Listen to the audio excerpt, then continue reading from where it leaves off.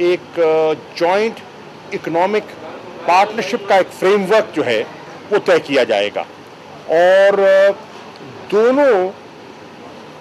ममालिक एक ड्राफ्ट 1 महीने के अंदर तैयार करेंगे, उसे एक्सचेंज करेंगे, उसकी नोक पलक अगर दुरुस्त करनी है तो उसकी नोक पलक दुरुस्त की जाएगी और फिर जब हार्ट ऑफ एशिया कॉन्फ्रेंस जब होगी इस्तांबुल में, जब उसमें वज़ीर आज़म तशरीफ़ ले जाएंगे तो फिर इस पर जो एक जॉइंट इकोनॉमिक स्ट्रेटेजिक फ्रेमवर्क है उस पर हमारा एक मुआहिदा हो सकेगा और अगले 5 सालों के लिए हम पूरा एक रोड मैप मुरतब करेंगे कि हमने अपनी ट्रेड को कैसे बढ़ाना है, हमने इन्वेस्टमेंट को कैसे प्रमोट करना है और हमने अपनी इकोनॉमिक रिलेशनशिप को किस तरह इन्हांस करना है। एक तो ये बात तय हुई। दूसरा ये भी तय हुआ कि दोनों वज़रा ख़ारजा यानी कि तुर्की के वज़ीर ख़ारजा और मैं, हम मिल बैठकर एक प्लान मुरतब करें जो हमारा high level strategic cooperation council है उसके अगले इजलास की तैयारी करें और उसका हम उसके खदोखाल उसमें हमने क्या वर्किंग ग्रुप्स में क्या डिस्कस होना है वो हम तय करें और फिर एक म्यूचुअली कन्वीनियंट डेट पर हम आमादा हों और अपनी लीडरशिप को आगाह करें ताकि इसी साल, और कोशिश है कि पहले 6 माह के अंदर हम जो अपनी high level strategic cooperation council है उसका इजलास इस्लामाबाद में इंशाअल्लाह मुनक़िद करें। पहला इजलास जो मैंने अर्ज़ किया वो इस्तांबुल में होगा और ये दूसरा जो हम इरादा रखते हैं वो इस्लामाबाद में होगा। इसके साथ साथ ये भी तय हुआ कि अफ़गानिस्तान, तुर्की और पाकिस्तान मिलकर एक ट्राइलैटरल समिट का एहतमाम करें और तुर्की उसको होस्ट करेगा और हम तीनों ममालिक आपस में तबादला ख्याल करें कि हम अफ़गानिस्तान के अमन और इस्तेहकाम में एक दूसरे की मदद कैसे कर सकते हैं, हम एक दूसरे के काम कैसे आ सकते हैं और जो हमारी अमन की ख्वाहिश है और वहाँ इस्तेहकाम की ख्वाहिश है उसमें दोनों ममालिक तुर्की अफ़गानिस्तान के मावन और दोस्त किस तरह बन सकते हैं, ये भी उस पर तय हुआ। मैं ये भी कहता चलूँ कि मेरी जहाँ वज़ीर आज़म की मुलाकातें हो रही थी वहीं साइड लाइन्स पर तुर्की के वज़ीर ख़ारजा से एक नशिस्त हुई और उस नशिस्त में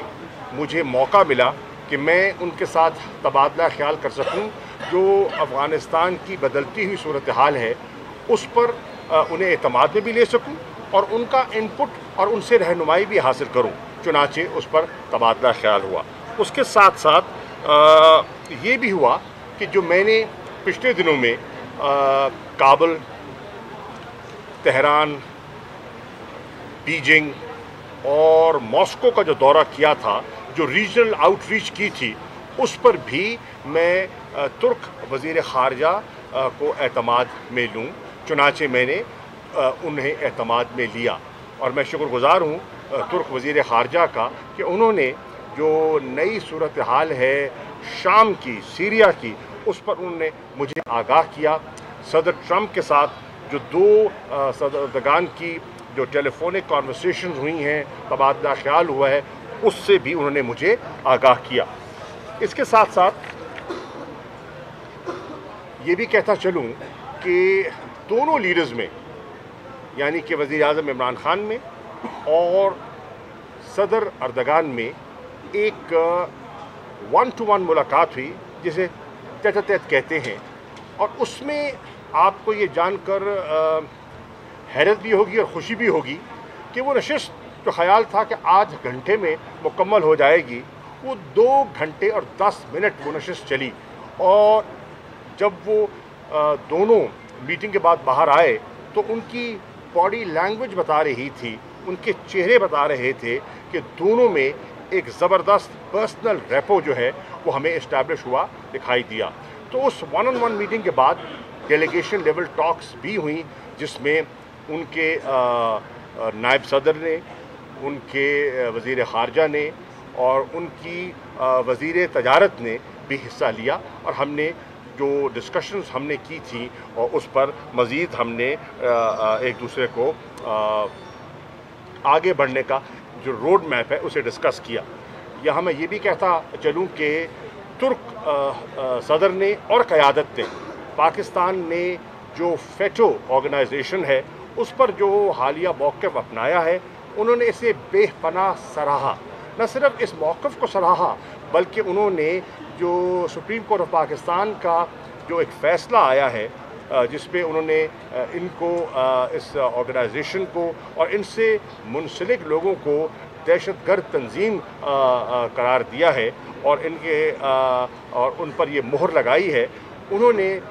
इसको बहुत अप्रिशिएट किया और वो समझते हैं कि ये पाकिस्तान का बहुत बड़ा कदम है जिस पे तुर्क हुकूमत और तुर्क अवाम बेहद ममनून हैं और मशकूर हैं। वज़ीर ख़ारजा शाह महमूद कुरैशी मीडिया से गुफ्तगू कर रहे हैं। तुर्क क़यादत के साथ बहुत मुफीद मुलाक़ात हुई। तुर्की का दौरा मुख्तसर मगर जामे रहा।